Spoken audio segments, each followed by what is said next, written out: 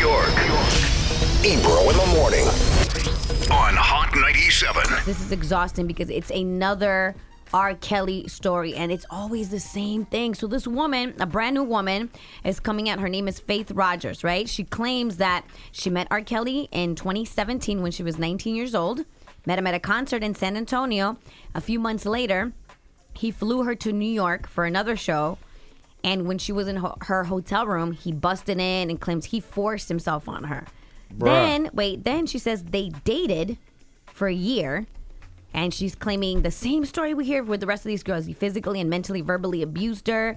She gives details on the whole like cult-like behavior with like his female assistant that locked her in rooms. And now she's saying that he also caught herpes from her.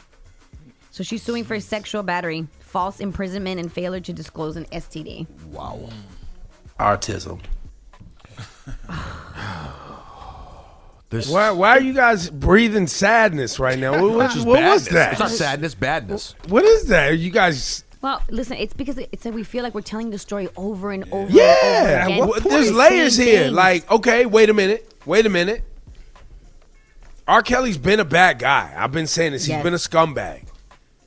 Yes. I was surprised that women was still out here and dads. Remember the story we heard about the dad that Yes. took his daughter to meet R. Kelly and was like, yeah, you go live with R. Kelly and record, and then was upset that he couldn't get a hold of his daughter because she was living in some sort of sexual concubine in a compound somewhere.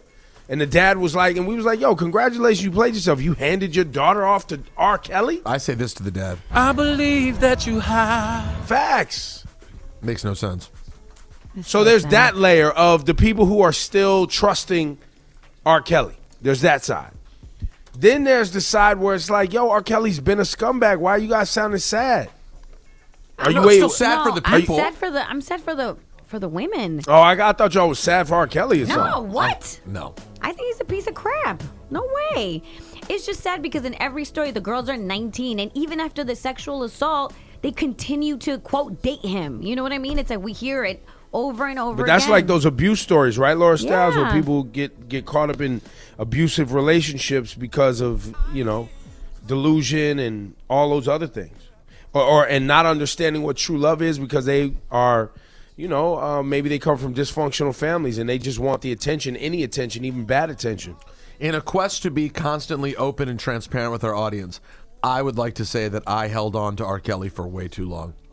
And I'd like to give this to myself. Congratulations, you played yourself. You've come around to see it in my Johnny, way. I finally have come around to seeing it your way. Damn, I don't want to lose this song. You have to lose the song? It's unbelievable. Damn.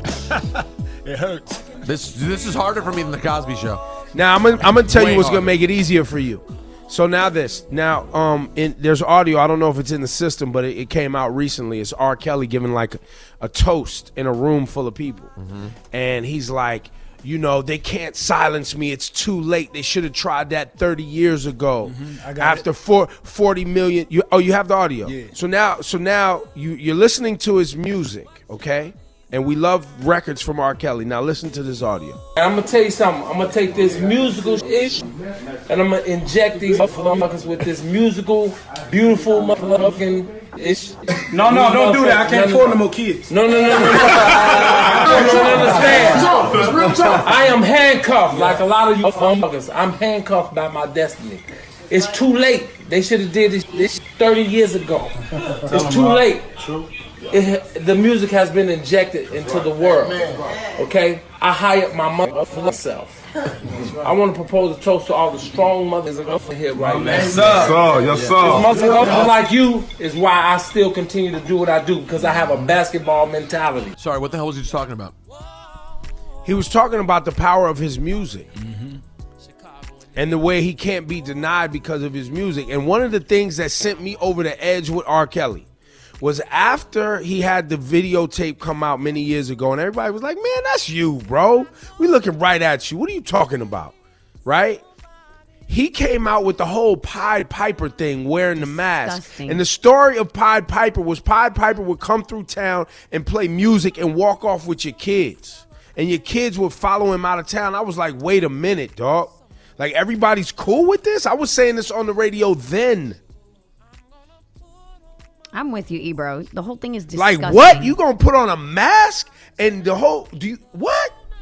And So he knows. He started wearing the mask, by the way. Fam, even Yeah, when you read fam. into his song, seems like you're ready, and then you go back to the whole Aaliyah story and how old she was at the time. It's like, and then the McDonald's stories where he used to ride around McDonald's after school picking up kids that had a dream of being stars. Like, it's disgusting. There's a lot, and I was. And by in the way, the songs are great, but I'm not going to a show. He won't come interview with me. Like, it's not good. It's not clean. I interviewed him a few years ago. I'm sort of regretful of that now.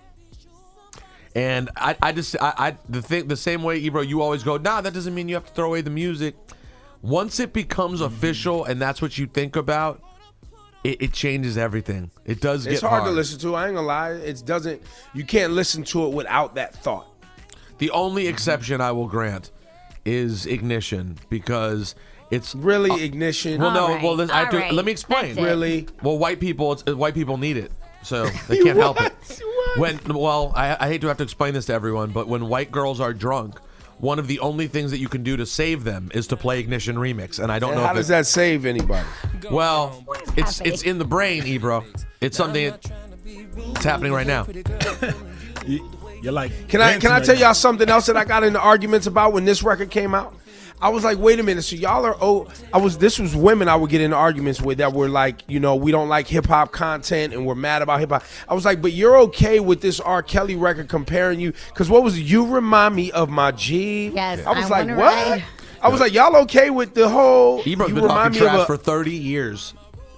I was like, everybody's okay with him with comparing you to automobiles. But I thought that was like, what?